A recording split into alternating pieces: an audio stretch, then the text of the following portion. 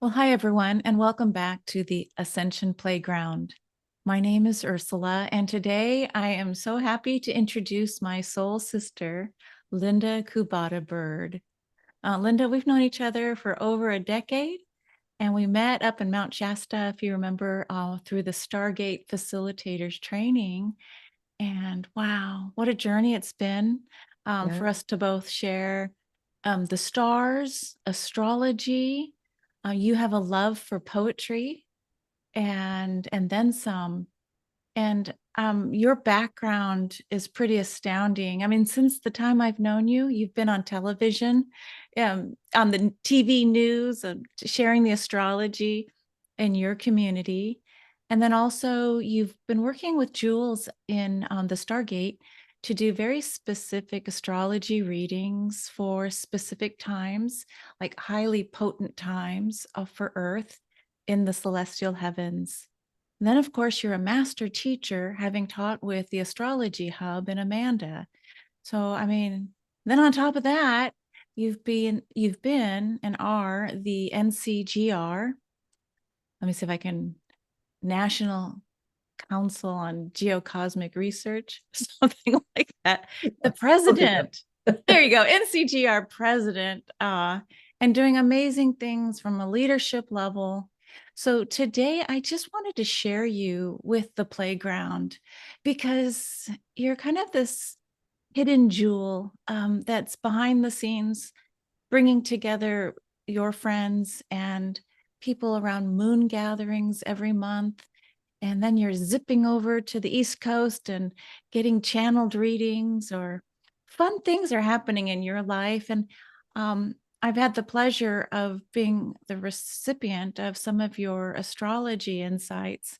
So I wanted to share you and show others, like, here's another way to approach the light language of astrology, with astrology breaking down to astrologos, the stars speaks. So the words of the stars held energetically within our natal moment, that beautiful geometry that we see in our astral charts. So without further ado, Linda, welcome to the playground where we lighten up. So we help each other. Yay! Lightening up is a good thing because there's a lot going on in our world. Yeah. And we need the balance of the lightening up. So thank you for doing this. Yeah. Yeah. So what are you hearing before we get into more of the astrology? What are you hearing about 2025 and the next couple of years? Because I think many people are feeling things and they're just not sure how to Mm. chart these waters. Yeah.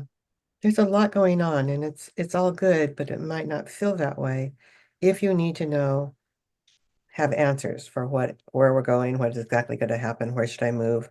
A lot of that kind of energy going on right now because people feel unsettled. And part of the reason is because we have 5 planets changing signs this year. So one of the big ones was Pluto changed into Aquarius in last November, November 19th. That's a big deal because Pluto takes 248 years to go around. So just that one change was a new era starting, or we're starting something totally different. Where the old ways are getting torn down in order to make room for something bigger and better. But during the teardown stage, it doesn't feel so good. And we're kind of still in the residuals of that. And at the same time, Neptune, which is the next furthest out planet, which changes signs every 164 years, that is changing signs from Pisces to Aries. What that means is that Pisces is the last sign of the zodiac, as we can see on your chart behind you. Yeah. And so it's like the finish of a whole cycle. And Aries is the beginning of something new. So that too is something very big. So to have these two things happening within such a short period of time is like, wow, that one alone is a big deal. Both of them simultaneously, or relatively simultaneously, is what we are moving into a whole era we'd never experienced before. And then, so what's happening immediately is that we're finishing up old things, because a lot of the planets are at 29 degrees, which means that things are just moving into a whole different energy, because we're letting go of our old ways, things that no longer serve us. So we have that going on. Then in May, Saturn, who has also been in Pisces, so finishing up old things, is going to be moving into Aries. So have both of these things moving from Pisces to Aries again, relatively close together, is major. And so when we look at just these three planets changing signs in this short period, there's no time in history that we can go back to say this is what happened before. That's a typical thing we do in astrology, is we look back, say Pluto moved into Aquarius 48 years ago. Well, what was going on then? And we kind of look at that and say there's something similar that may happen now. But to have three planets changing signs is, we don't know. You just mix all those things together. At the same time, Uranus, the third most outer planet, is changing signs. Oh, surprise. In July, I think it's July 7th. And Uranus is moving from Taurus, yeah, from Taurus to Gemini. So these are moving out of earth signs, earth water signs, into air fire signs.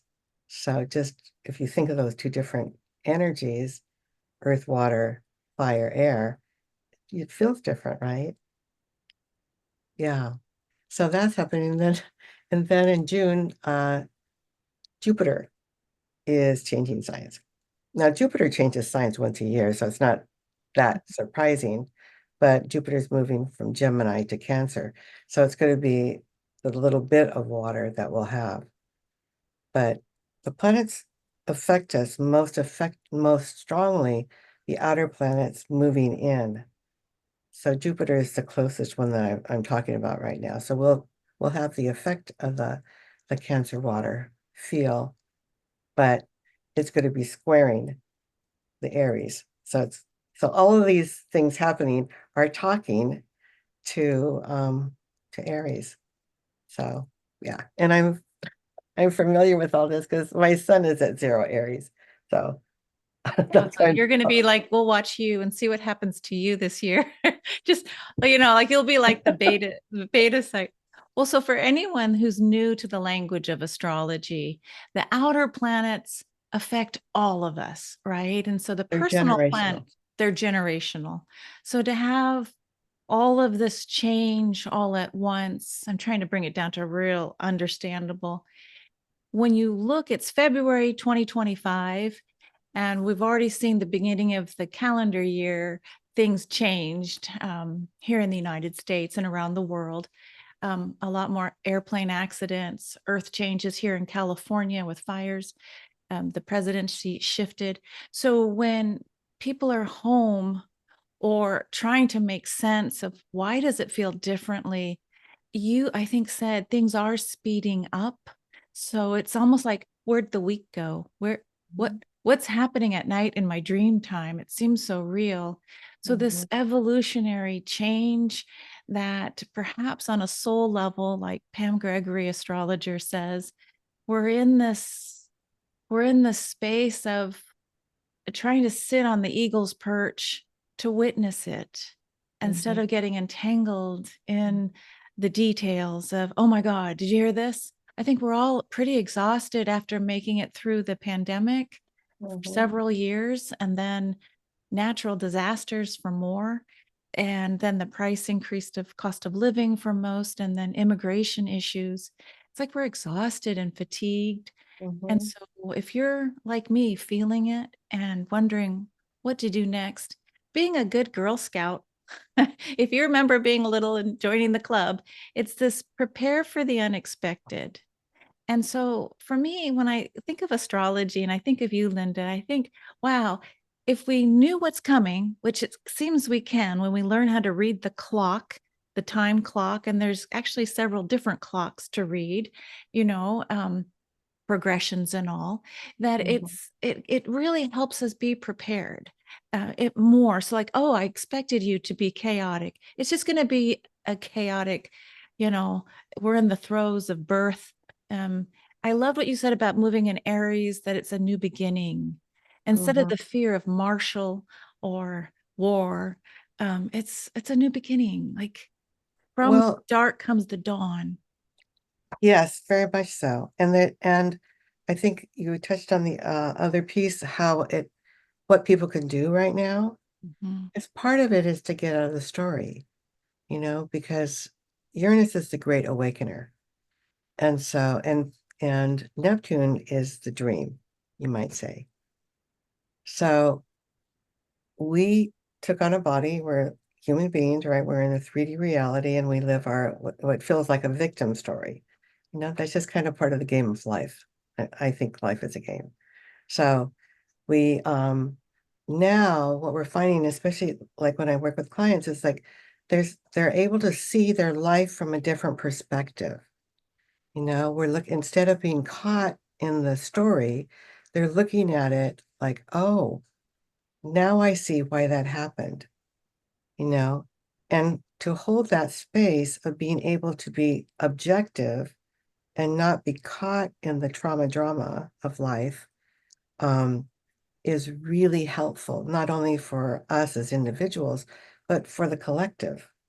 Because right now it'd be so easy to get caught in the fear of, oh my God, the world's falling apart, because it feels like it. I mean, there's perfectly good reason to feel that way.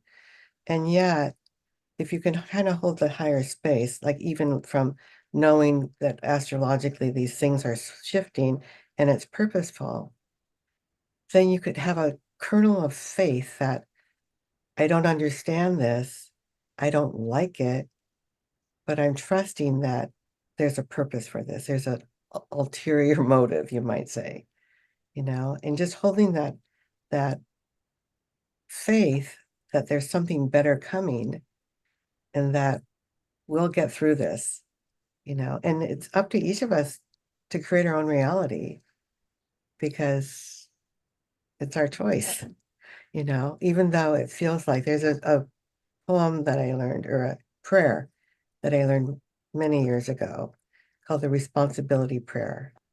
And it comes from the Course in Miracles. And it literally changed my life. And it's, I am responsible for what I see. I thought, what do you mean? You know, we're all looking at, but what I've learned is that we have paradigms, we have belief systems, and our mind searches for things to support a belief system. So you and I could both be looking at the same thing and you'll see something different than me. You have the artist eye. You can see things from a different perch than me. And we all have our own different perspective. So I thought, oh, I am responsible for what I see. And I choose the feelings I experience. Like what? But no one can make me mad. I mean, they could try really hard, and push all my buttons, but ultimately I decide if I'm going to be mad or not. That's very empowering to think, wow, how many times do you say, he made me so mad?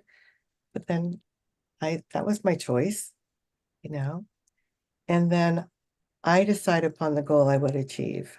I'm a dream coach. And oftentimes when people say, this is my dream, then I say, is that your dream?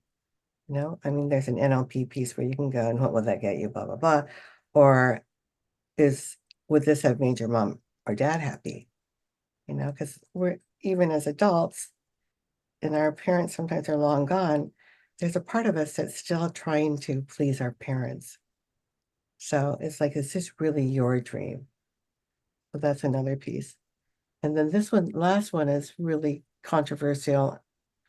Not controversial, but it's hard to swallow because things happen to people, like the LA fires, as the latest example, or the plane crash. But it's everything that seems to happen to me, I ask for and receive as I have asked. That's really hard. And yet, we look back at the things that were really terrible in our lives, that felt like our world was coming to an end in some cases. And then after some time, you look back and you say, thank goodness, you know, it didn't feel like a good thing at the time, but with perspective, you realize that a part of me, not me, Linda, me, but my higher self or my spiritual self, whatever, called in whatever this was, and for the higher good of my soul's growth or my soul's journey. And so, yeah, oftentimes with the Pluto transit, it'll feel like, Oh, what the that's heck's going on? But yeah, so it's that I think if I had to give anybody anything, that is the prayer that I think is most empowering, because when we feel helpless, a part of us can say, a part of me calls that in. And even though I don't understand it at the moment, someday I will. Yeah. wow. Well, just a little feedback on that. Getting a session and looking at someone's Chiron return or Saturn return could really help understand this is what your soul intended for you to level up and take that Mhm. next expansive evolutionary jump. And so when you're Exactly. really clear, like in an astrology reading, where is my Chiron? Where what are the aspects to my Saturn, doing your Saturn work, Mhm. to really understand that. But for the collective, Linda, my God, that's a beautiful prayer. And I'll put it down in the notes here on the playground, because what you're doing is you're moving us out of neither being the cowboys nor the Indians. Like, we don't have to choose sides, Right. and that's really hard to not choose sides in the drama of 3D. Mhm. But we Yeah. do the Stargate work or the galactic astrology, and we realize to get into quantum level thinking, we Mhm. have to let go of linearity and right and wrong and good guy, bad guy, and what team are you on, and what membership have you not signed up and agreed that this truly is the truth. So it's Mhm. it's that prayer says so much. It feels very Aquarian in the way that it's, we're all in it together. We're Mhm. all part of this great expansive moment. And when things really look bad and we're looking at some of the leaders in the world and we think, oh my God, if they were just out of the picture. But another way to hold that is it's like Ganesh, the the Indian elephant that comes and destroys everything, perfectly timed. Mhm. How do we tear things down unless Ganesh comes in? And so it's almost like we don't have to even like Ganesh, but we see it as the destroyer, or Shakti, creation and destruction, the yin and the yang. So in quantum, we're really being asked, or the Stargate too, is stay in that neutral point. And it's so hard to witness without reacting. It's almost like, Mhm. okay, easier said, right? Oh yeah, easier said. And I have to say that that prayer does help. It helps me anyway. Yeah. Yeah. And I just wanted to say one other thing around astrology and the planets, because a lot of people think of the planets as, oh no, Saturn return, this could be terrible, or whatever. But I had an experience with the Stargate where I experienced the energies of the planets. And I they love us. I know that sounds crazy. I like crazy. I like I know, but different. I was in a workshop and was told to call in the planets I worked with. I was teaching class at the time. So I called them in and I was overcome with love. It was like this wave of love came in. And I was like, oh my gosh. And then I realized I love the planets. I never thought I love the planets. They're something I work with. There's an energy.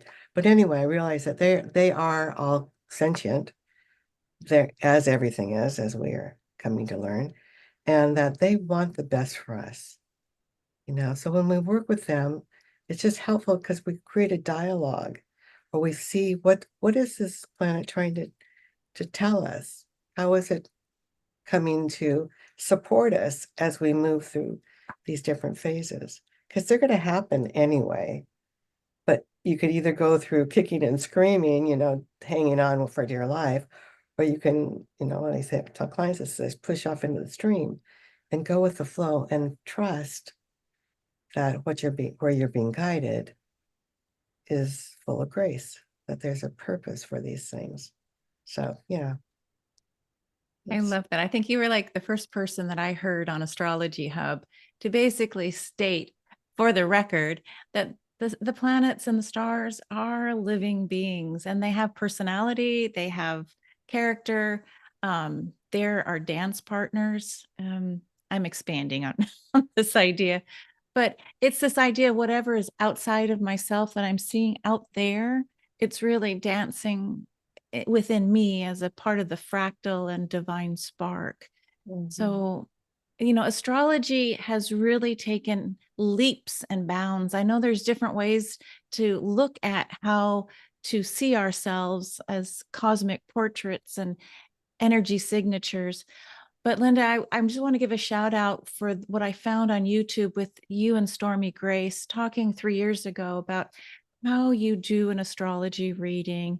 And so if anyone out there listening, I'll try and see if I can put the link into your sharing of the 7 key things that you do in an astrology reading. So we don't have to cover that base, but this idea that it's not outside of us. It's not, oh, Saturn's coming, here we go. But it's, okay, am I ready for this? Is there something still that needs to be let go of? This is the year of the green wood snake in, the Lunar New Year that just kicked off in January. So it's this idea of the shedding of the old, because we can't really lighten up. We can't really get on with the new beginning if we're carrying around the baggage of all our old stuff and old ways of thinking. So how do we lighten up? I think you and I are kind of dovetailing in this conversation around the macro and the micro. But I'd love to tease you back or send it back your way now to, if you don't mind, I'd love to share, if people are listening to this and they're interested in learning more about you, I'd like to share your landing page. So here we go. So you can find Linda on consciousawakeningcoach.com. And I love that you've got this phoenix rising kind of image, Linda, igniting, illuminating, and inspiring authentic living. So when you get to this page, you'll see all of Linda's amazing, like this is your journey, working and collecting information and being part of so many networks. So Linda, you do coaching, you do workshops. And when we scroll down, here's where you can find astrology readings for individuals. And I see, Linda, you're sharing some of your haiku messages. And it looks like Suzanne Gerber. You're here talking with her about secrets of master astrologers in a summit. Yeah. Like I said, I haven't looked at it for a long time. So yeah, I'd like to that was yeah, there. You've been on another plane. But here's what happens when you click on her astrology readings. And why is astrology so important? It is a map. Some people say it's a blueprint. It really, the clock, if you really get someone professional like Linda, she can read the clock from a variety of lenses, whether it's progression, solar arc, your natal astrology with the transits. Linda, and you bring in poetry. So you can schedule your astrology reading here. But before I skip back to you, Linda, I wanted to just show everybody. Here's Linda's YouTube channel that she's going to be adding a few more things to. It's under Linda Kubota Byrd. Some of us in the Quantum Soul Guidance Practitioners Group, you may have seen Linda's name associated with how to write a mission statement that someone sweetly added to, what is a mission statement? And Linda goes into great details to share what that is. And then let's see. Yeah, so I'm going to stop sharing. So Linda, your YouTube, your landing page, and then you've been on TV. Had to add that. That was so nice to witness you. Here's the weather, and then here's the cosmic weather. Yeah, like I said, I haven't seen my webpage for a while, which is neglectful, I suppose. It's not up to date, but it's got the basic information on it. Yeah. Yeah. And something that I do, or what I feel is most important for people to get from astrology is kind of how they're wired or their default pattern. I always, when I'm teaching class, I say that when we're born, it's like we get inserted with our own personal software, and it's unique to us. And so when we understand what our defaults are, then we could either choose to, well, first of all, when you know what it is, you could use the higher octave of that. So if it's unconscious, typically it's reactive. Um, but to be able to be a choice, to consciously use your energies, your natural gifts to interact in the world. And to me, that's really, really important. Yes, we can go into, what's coming up and all those kinds of things, but I really feel that helping people to understand who they are. I do this workshop called Meet and Befriend Your Inner Committee. Because we say, part of me wants to, but part of me doesn't yet. A part of me, we do literally have parts. Different planets have different jobs to do, and they all want the best for us, but sometimes they don't get along. And so it's helpful to kind of mediate their energies so that we can use the higher octave of all of them. So yeah, that's that's what I feel Love why that. I'm here. I love that. And so, in layman's terms, what that might mean is if you've always thought you were fighting other people, or why does the annoying one always show up? Sometimes it's this mirror that the battle is really inside myself, and you can literally see it in your astrology.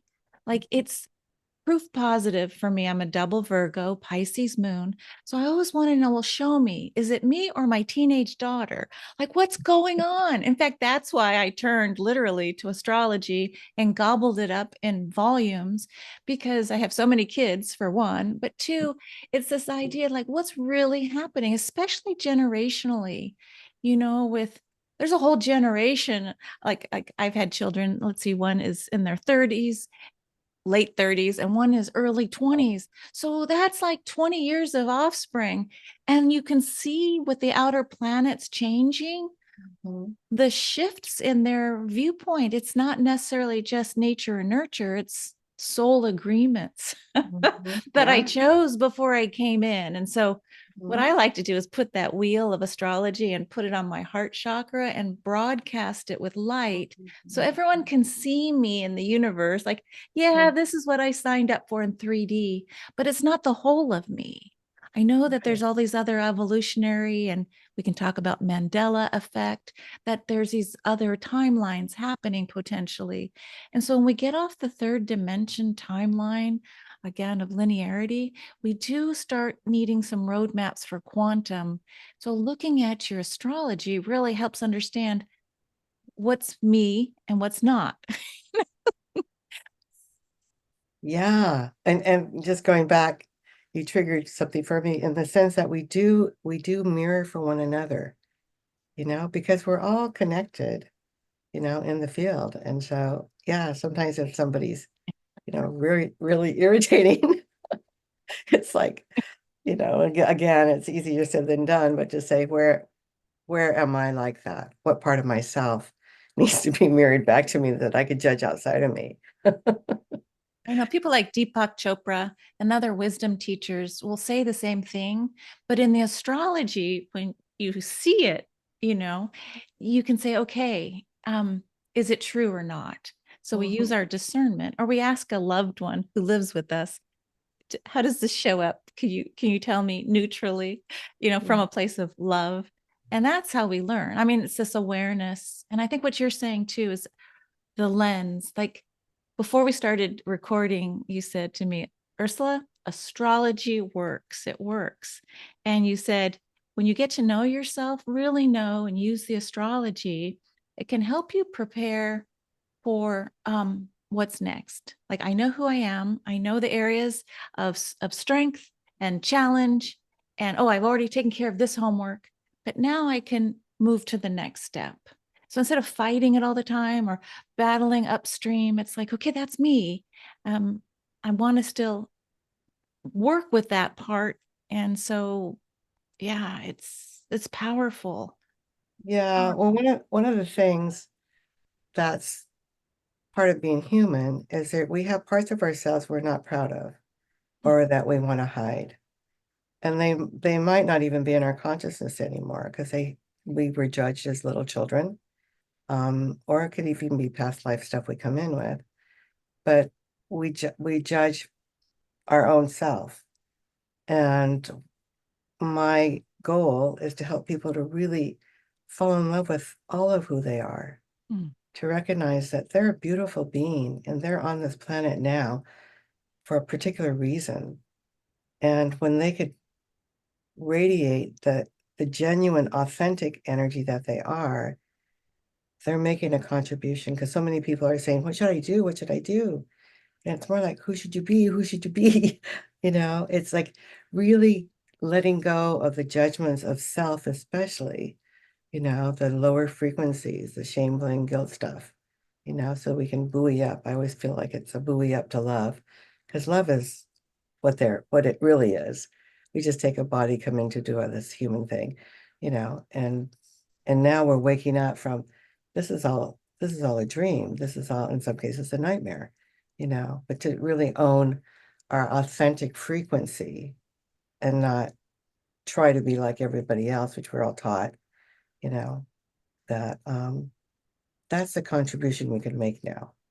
Yeah. Think even if the outward appearance looks like, oh my goodness, they've got it made, whether it's wealth and top of the career ladder, you go behind the curtains and it could be an empty, vacuous life. And now what? Where's the soul and the heart? Some of this idea of sitting with all of our inner committee, that the parts we don't want to see, the humanness. When I've done galactic astrology readings, for me, it's always about the really ancient soul that they've tried everything else to expand. They've already done that. So then they put themselves in these really complex relationships or like the hardest, most traumatic for expansion because like new souls or new to earth might choose, like the beginning level obstacle course. But you get some of these other advanced souls and it's like, oh my gosh, um, I can't even imagine how you survived what you went through. However, when you look at the astrology, you can see these are markers and they're there for you. Whether you look at astrology or hand reading, human design, gene keys, you'll find that there's a common denominator in the energy signature of you and as a cosmic on a cosmic level. It's pretty profound. I mean, I've been looking at this metaphysical dashboard. I'm like, oh, it says it over here and over here. So looking for those common denominators. Mhm. Yeah. Yeah. Because it's time to wake up. We're waking up from the dream. And I think that's what's going on, but it's uncomfortable, because we're And having remember, to, get out of our comfort zone to change. That's it's scary to wake up. I mean, I have to it's like scary. remember, like, oh, this form is really not form, it's light, it's energy, and it's blinking off and on. So it's Yeah, not that's so even cool. Your like light there. I don't hey, but now I'm getting this thought that, hey, ask Linda, the nodal shifts that happened earlier this month, January 11th, from Aries Libra into Virgo Pisces, you did Mhm. mention this victim consciousness kind of thing. Can you add a little bit of light on that nodal shift, and what you think it means going forward for the collective? Yeah, the nodal shift, this last year and a half, we've really been the North Node was in Aries. And a lot of I think the message that came through there was put yourself first. Now that just sounds like blasphemy because it's like that's being selfish. But if we don't put ourselves first, if we don't do our own personal development and and honor who we are, then we have nothing to offer, or we have only part to offer, but we've all been taught that you don't put yourself first. People come before you, everybody comes before you. I mean, we all have our own version depending on your astrology, but the last year and a half was really to start to focus on who am I? what's important to me, because especially as women, it's like all about the family and putting, the children first, husband first, and all that. But it was really to kind of learn that I have something to contribute beside being a caretaker. Mhm. I have something to offer that's unique that only I can bring. So that I think that was the energy that moved us into the Pisces. So this is kind of like a backward or a counterbalance to the signs changing into Aries, moving from Pisces into Aries, and the nodes change from Aries into Pisces. But moving into Pisces, the lower frequency of Pisces can be martyr victim. It could be a lot of, poor me, this happened to me, that kind of energy, which is, being human, that's pretty normal. So it's kind of like changing that, moving from the lower frequency or the lower octave of that to the higher octave of Pisces is connected to spirit. It's just this pure awareness that I'm part of everything, that there's more to me than meets the eye, and that I have galactic support or spiritual support or universal support, whatever we want to call it, but we're not here by ourselves. I think that's another thing that's really pervasive right now, people feeling really lonely, because when you step out of your patterns and you move into different consciousness, you can feel lonely for a little bit, but then the awareness is I'm just being guided, I'm following my path, and that I have so much support around me. There's just, you can't see it necessarily with these eyes, but you can feel it if you get quiet, you Mm. know? Yeah. So yeah, and I, oh, and I just remembered what the question was. So that's, I think, the Pisces, what we're moving into is the Pisces piece of that. Of course, on the other side of that, because the Pisces Virgo, it's two sides of the same coin, is to look and see the old ways, because the self, notice what we're letting go of, the old ways of self-judgment and being overly particular, and just really looking at the lack of perfection, which is what Virgo's always seeking.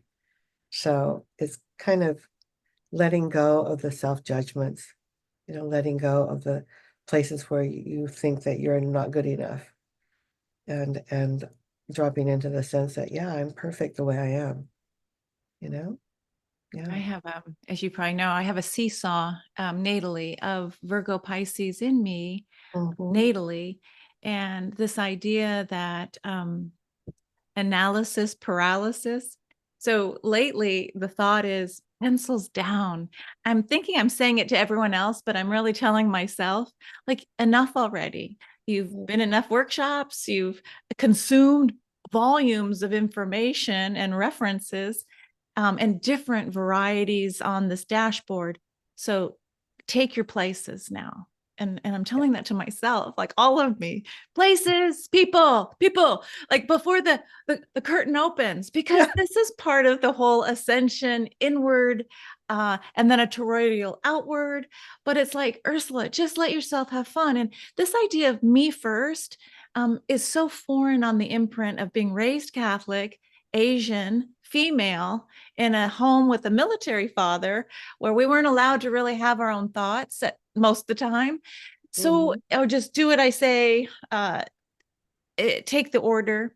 But now it's like, wow, I really love talking with people like you, Linda, talking about metaphysics.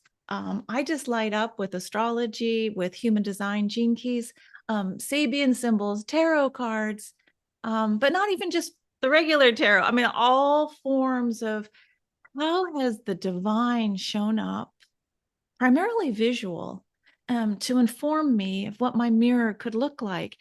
And there's not one mirror. It's like that disco mirror ball. There's many Hmm. facets to me. So when I bring and call in my higher self, like, okay, I used to believe, let's say, in the Father God. And then I thought, oh, but where's Mother Mary and Mother Earth? And I got all confused about the gender. And now I just am bringing in my higher self. What is there a next step, or am I just supposed to hold space here now? And I kept always hearing, Just be still and enjoy it. Like, enjoy it.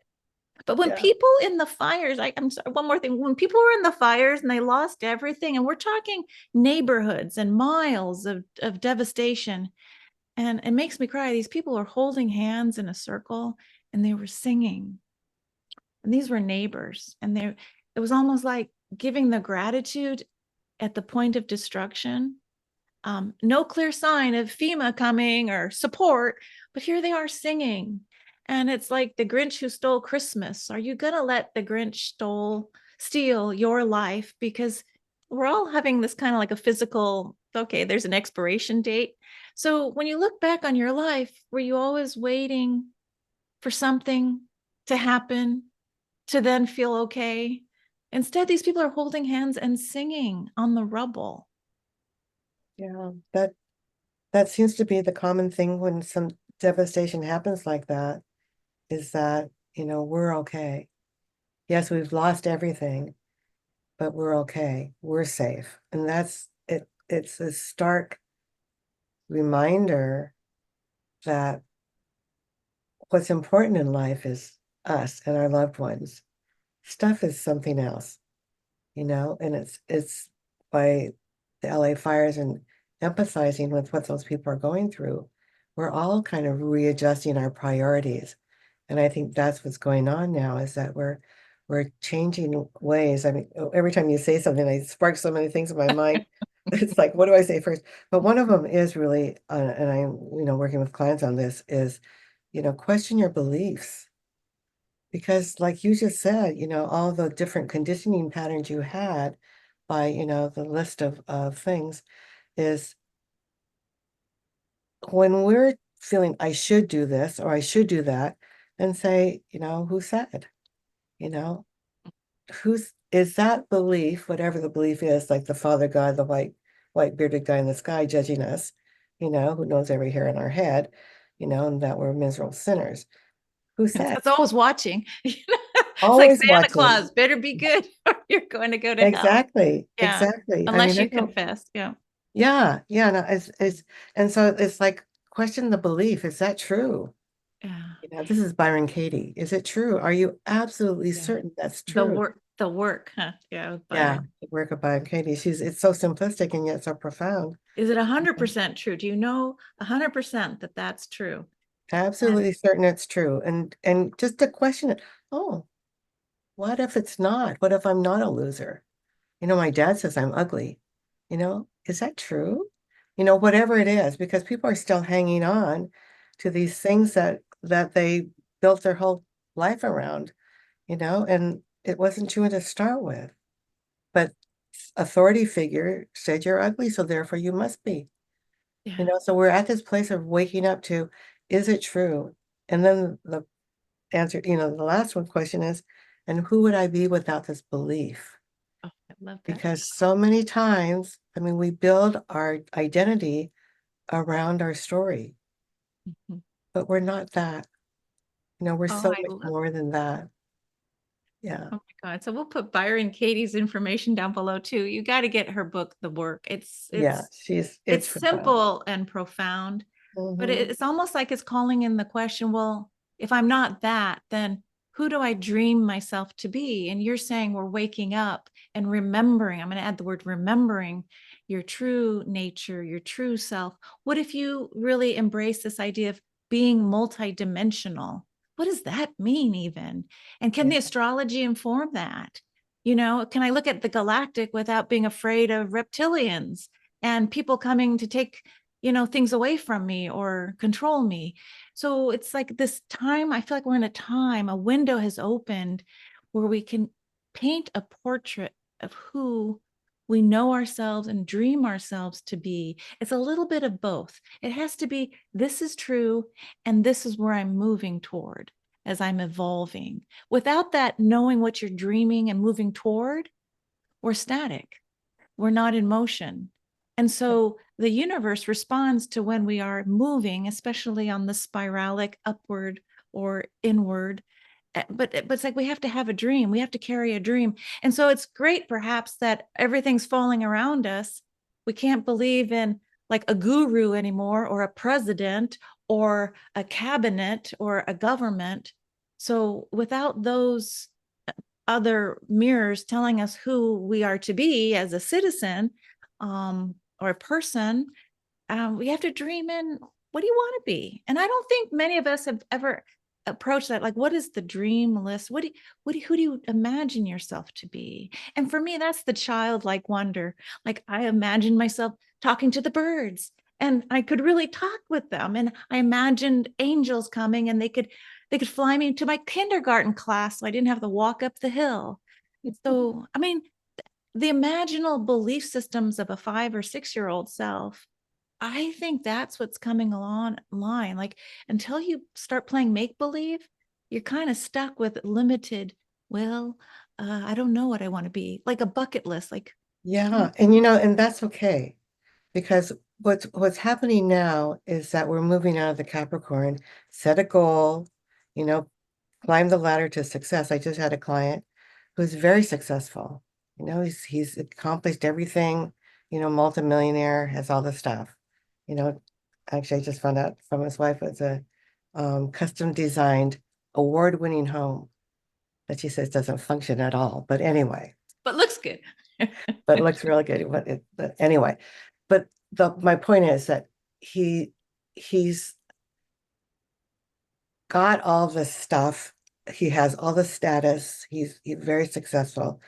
And he said, my heart is empty. Almost made me cry, because it reminded me of the old book by uh, Stephen Covey, Seven Habits of Success, for the older folk out there. You might remember that one. I too. I'm with you. But yeah, but I said, that it's like he climbed the ladder to success only to find out it was up against the wrong building. Yeah. He got to the top and he went, now what? And a lot of people are feeling like that now, you know? And so I just said, you just have to scoot your ladder over to a different building. It's a little higher. And on the top, there's a big cloud. You don't know where you're going. And that's, from the old ways of set a goal. Every day you wake up, you move a step toward the goal. Those days are over. We don't know anymore because we don't know what's coming. So we can't set a concrete goal. We can set a feeling of how we want to feel. And the interesting thing is when we set that goal, we can feel like that now. We don't have to be someday when I. It's like, this is how I want to feel. And the other piece that came up when you're speaking was, that to become self-referenced, to listen to our own inner knowing instead of looking outside for validation. So, yeah, I mean, it's good to have your chart done, but you don't have to, in a sense. If you just listen to your own knowing, it's like even, I'm surrounded by books, but I tell my clients, it's just contact the Google in the sky. Be It's just careful. like if you just ask the question and get quiet, you'll get the answer, you know? So we're moving from our head to our heart. Is that let our heart be the guidance, because the heart knows, because it's connected to our higher self or to the collective. Yeah. Yeah. Wow. So it's, as you're talking, I'm thinking, oh my gosh, what is it to not rely on anybody else to make you happy or make you feel secure? I mean, that whole thing, I work for a company for X number of years, I get retirement and pension, that's gone, Mhm. or I pay into Social Security, and when I get old, that money is going to be there. Maybe not, so it's this idea of all structures are up, and it's a push for us almost to get out of the nest of and comfort of what we used to feel was home, and maybe open more, I think, to this awareness of who we choose to be. But I still go back to the foundation of the astrology because it's got markers in there. Mm. And for me, the Virgo, seeing the markers and being able to sit with ease. I'm three, the big three, I'm all mutable. So the chart actually gives me something to hold on to and say, okay, in this lifetime, but I have access to all of my other lifetimes. If I want this body to feel better, I've Mhm. learned in spiritual practice that I can bring in my healthiest body and have that merge. It's those Mhm. kinds of playful things of, Mhm. well, that's just imagination. Well, guess what? My body and cells are listening, Yeah, so I bring my Lemurian lifetime. Okay, lots of passion and clarity. But the yeah, even more astrology, so now. Yeah, yeah, because the veil is thin, watch your thoughts, don't feed the fear, it's like so because we are creating, just like you learned as a child how to do that, it's no longer crazy or fantasy, it's real. We can create, with our thoughts. We're constantly creating with our thoughts. Yeah. this has been such a delight, Linda. And as we kind of wrap up, what are the top, let's think about the top three things that we just want to re-echo and reverberate back, because we covered a lot of ground. I'm kind of dodging this light, the source that keeps coming in on me. But Don't dodge the light. okay. I am the light. You are the light. You are the light. Yes. Yeah. I would say the most important thing that I feel is to be self-referenced, to listen to your own deeper knowing, not your self-talk, not the stuff that beats you down, but really just from your heart, you know, just have the faith to know that everything's in divine order. Um, that sometimes you have to go there and surrender. Um, the Stargate mantra that came through the Stargate several years ago, actually, is trust and allow. And I love that because we don't know what's coming, um, but we know it's good. It, it might take a while, but we know it's good. And so just trusting and allowing and listening to the guidance, listening, watching for the synchronicities. Again, I tell my clients, it's like, follow the breadcrumbs. You remember the Hansel and Gretel story.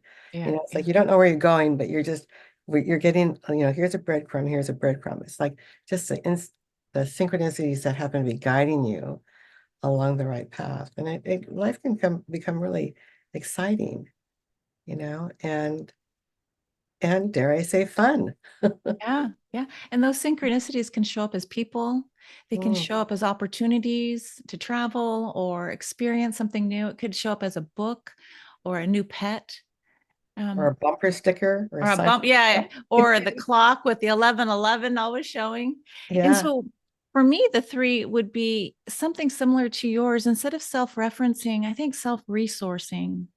Mm. Like I have to just allow myself, based on what you shared with the astrology and the outer planets, like I have to resource me. I can't look to my husband or my children or my animals or the situation in my community or my country. I have to resource myself. And then the second thing that popped in was aligning to my own divinity, like claiming it, that from the Piscean era to the Aquarian, um, when I align to my own divinity and creating, thirdly, the constellations of fun support. I think soul tribes are meeting one another. And if someone's listening to this and has lasted this long in our conversation, Linda, Yeah. they're probably part of our soul tribe. We Right. That's another recognize each thing. other. We recognize it from an emanation, kind of an Mhm. oscillation of like, whoo, I get what they're saying. And someone else is saying it. And it's really outlandish and weird, but they're saying it out loud. Mhm. And then I guess my last one would be this idea of the Renaissance. As a painter and going into Florence, Italy, this idea of imagine if we were still in the dark ages, in the medieval, you know, like slashing it out with eye for an eye and all that stuff, and the potential of the rebirth of humanity. We're in that same kind of window. This was like 500 years ago, and it was reflected in the art, in particular the paintings and sculpture, but I'm sure also the music and the thinking. But that's what I'm kind of focused in on, that the rebirth, there is something brighter, there is something more beautiful and advanced and perfectly aligned for each of us if we choose it. And so it's neither looking up or down, but almost like you're saying, dropping into the heart space. Ah, and playing with that Stargate, like Well, letting yeah, yourself. enjoying the present moment. Yeah, Yeah. And yeah, just because that's all there is. Yeah. yeah. Yeah. It's just, it's, I was just reminded that we're coming out of a 26,000 year cycle called the Kali Yuga. And they call that the dark ages, right? And where we forgot who we are. It's like we don't remember. We're just waking up to the fact that we're not just a 3D body. We're not just Linda or Ursula. No, that we're so much more than that. That we're connected um, to everything, and that we our own eminence. I think of us as a little like a note in the symphony, and just to be authentic, to live who we are, the beautiful individual that we are, to add that to the symphony.